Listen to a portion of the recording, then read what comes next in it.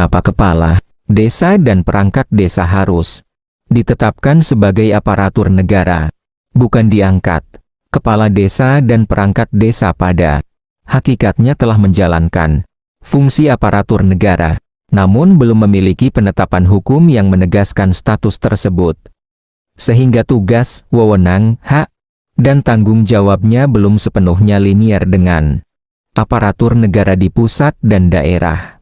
Dalam sistem pemerintahan NKRI, pemerintah terdiri dari pemerintah pusat, pemerintah daerah, dan pemerintah desa. Ketiganya merupakan satu kesatuan pemerintahan dalam sistem pemerintahan nasional.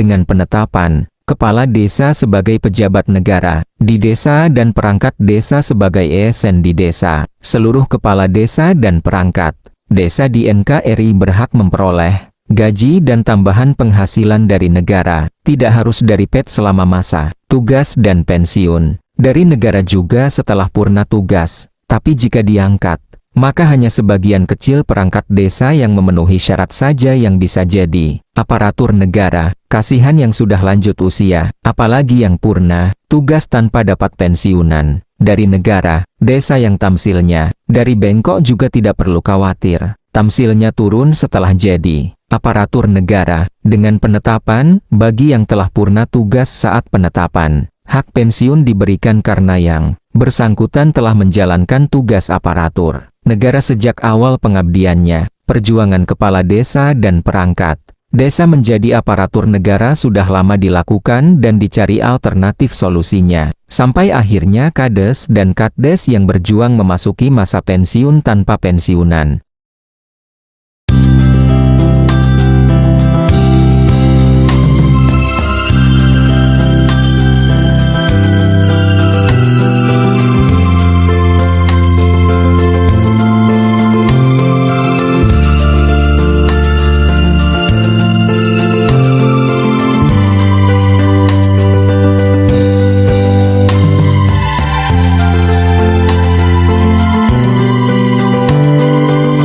Penetapan Kades dan Katdes sebagai aparatur negara harus bersifat nasional karena Indonesia adalah negara kesatuan, sehingga kebijakan tersebut tidak dapat diberlakukan secara parsial di daerah atau desa tertentu saja. Jadi aspirasi Kades dan Katdes harus disampaikan ke pemerintah pusat.